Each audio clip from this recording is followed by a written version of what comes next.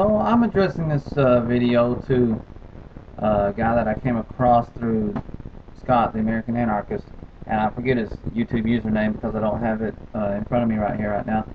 But I'll post it as a response to his video, so you can find his uh, page from there. But he talks about this free market fantasy, and he goes to criticize what he perceives to be all the problems that he believes are caused by the free market system. And I've addressed some of those in the comment section of his video, so I won't go through all of it. But one thing that he really gets on about is this, his particular interest is the truckers. And he talks about how Flying J and the larger corporate truck stop companies and franchises have overtaken the mom and pop truck stops. And so, as it is with any industry, when there's this constant tug of war between small and big business, he favors one side and begins to blame the other side for the destruction of his favored side. Flying J is throwing the mom and pop truck stops out of business. And he blames this on the free market. Now there's some blame to go around there, I imagine, and we'll explore that a little bit later, but let me ask, what about the market itself causes this condition to happen? Why is it the market that makes this happen, or the idea of the institution of a free market that makes mom and pops go out of business? It doesn't. It isn't. A free market as a concept makes nobody go out of business.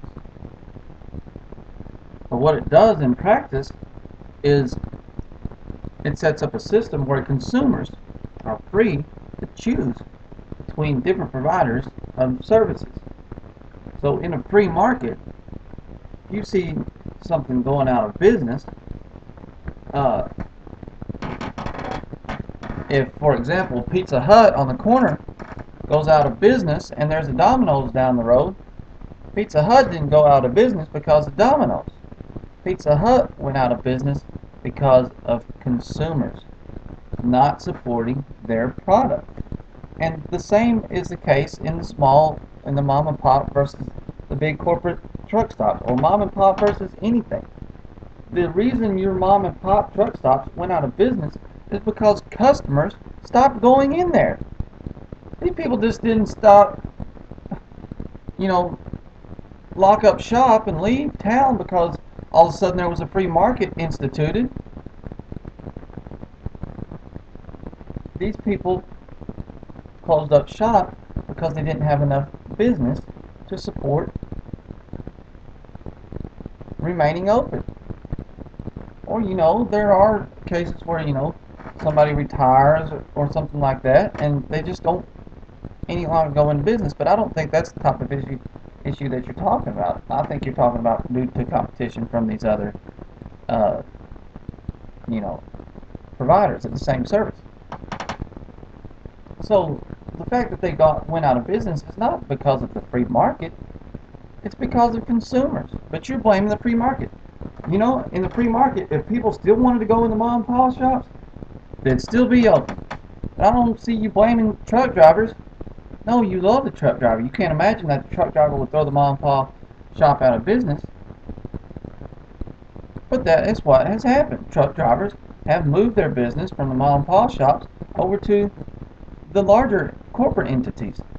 So why aren't you railing against all these consumers, against these truck drivers that have failed to support the mom and pop industries?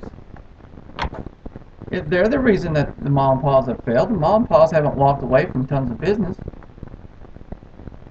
And it's the same way with Walmart or anything like that. People say, oh, Walmart comes into town and they throw all the mom and pops out of business. No, Walmart can come to town and they can set up shop and they don't have to have one customer walk in there. We don't have anybody with a gun to their head walking into Walmart. You know who throws mom and pa's out of business when Walmarts come into town? Consumers. Consumers do. Those nasty, nasty, greedy consumers wanting to get lower prices, wanting to save money for their family's, college fund or for their retirement or, for living expenses. Yeah, consumers. Consumers are the one that throw mom and pa out of business. All the poor, that really need to get essentials for cheaper, poor and working class. Those are the people that throw the mom and pa's out of business when Walmart comes to town. But it's not popular to criticize those kind of people. It's pretty popular to criticize Walmart. Oh, they're a multi-million-dollar business. How can they do this? You know what? The truth is they can't do this. Not without the support of the consumers. Because consumers can go anywhere they want. It's not popular to turn around and blame the working man, the poor, who want to save on these goods and services that are provided by these cheaper providers. It's easier to blame Walmart and Flying J. But if you look a little bit closer, the real blame lies right there with these little angels that we call truck drivers and poor people and consumers. That's where the real problem lies. Now, I'll give you a little bit of an out.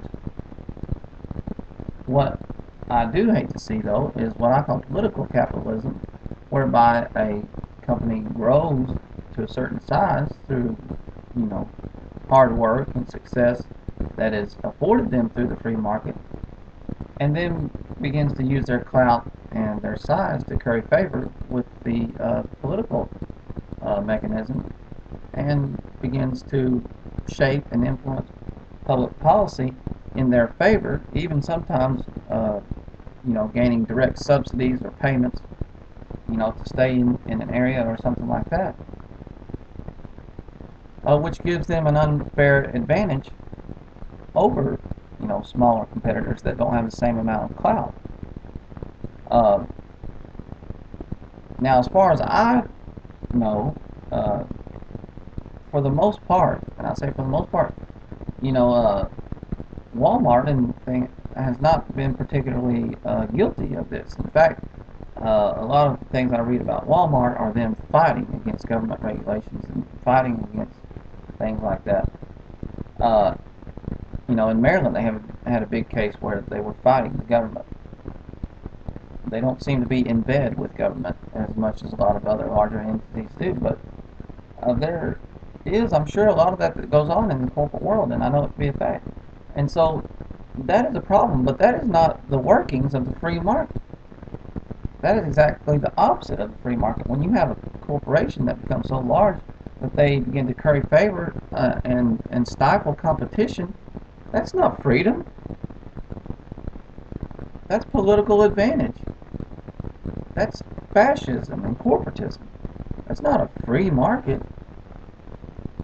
That's people using the political machine to their advantage. So a free market would be totally free of that type of political capitalism that you see.